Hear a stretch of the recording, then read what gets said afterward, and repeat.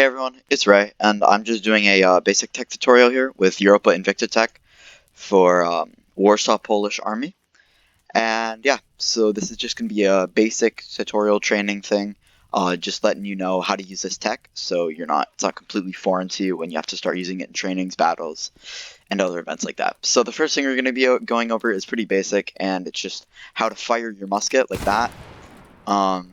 So yeah, so basically to get that, all you need to do is to equip your musket, left click, and then press F, and then you could just click like this, like so, or if you wanted to have a more accurate shot, what you can do is hold your left click, and then you get like one of these, and you can just shoot, and like the more fine the circle gets, the more accuracy you'll have, okay?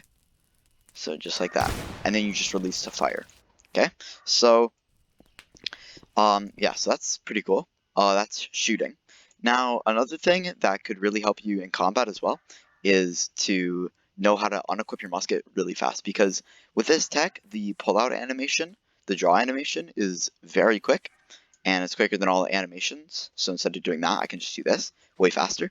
So when you go to shoot, come here, fire your musket, and then instead of just reloading like this, what you actually want to do is, so take your shot, and then unequip, re-equip, and then reload. Because once you take the shot, that is when the opponent could try to take a shot to fire back at you. And if you're stuck here reloading, you're going super slow, that's an easy shot for them most of the time. So what you can do is just like weave like this, because now you're in a position where it's harder to get shot. Alright, so that's shooting. Now I'm just doing this morphing thing here so I can get reloads faster. This won't happen in actual battles. But the next thing is sprinting. So in Europa Invicta and most Napoleonic games, there's no real sprint like in other FPS games where you can like hold shift or whatever and you can sprint. Okay. Instead, what you can do is you equip your musket and you press K. That's going to give you into something called trail arms. And in trail arms, you can move a bit faster. See how this is in trail arms and this is without trail arms. You just go a little slower. See? So that is very important to know whenever you need to rush a location or anything.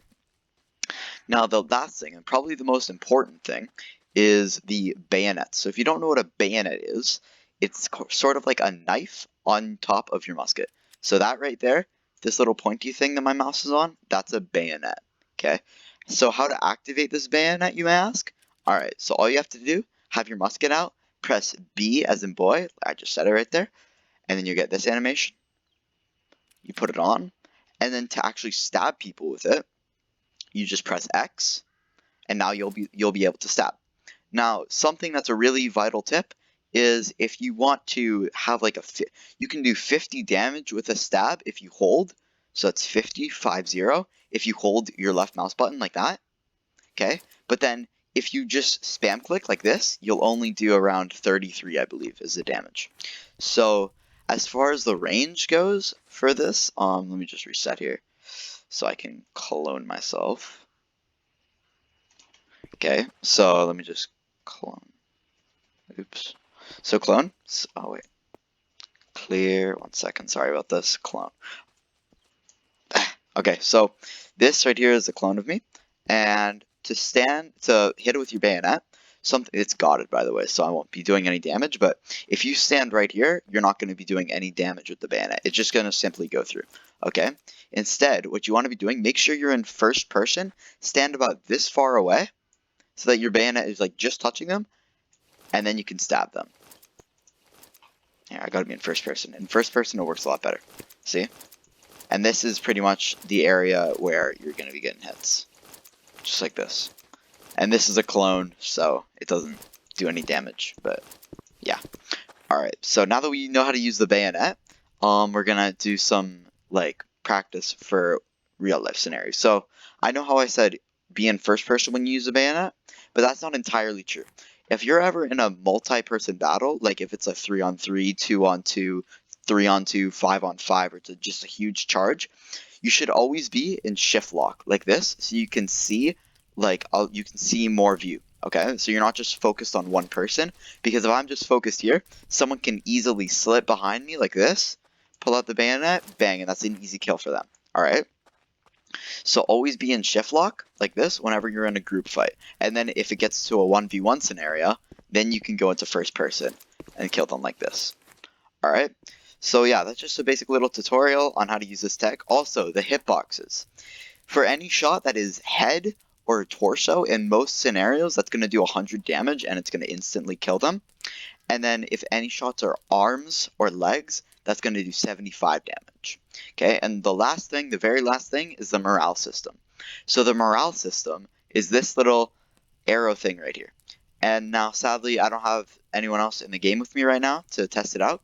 But if I get shot at, or if a horse runs by me by the enemy team or any of that, my morale is going to go low. It's going to be to like 80. And what morale does, the higher this number, the faster that you can do this. The faster you can get this animation where it's like a circle, okay? So keep that in mind. Because you don't want your morale running low. How can I get my morale up, you may ask? You can either, there's like 3 things you can do. So the first thing you can do, which is probably the most used, is you can go stand behind some cover. So let's say I'm getting shot from over here. I can just sit down here and I can just start chanting. So to chant, I just hold Q.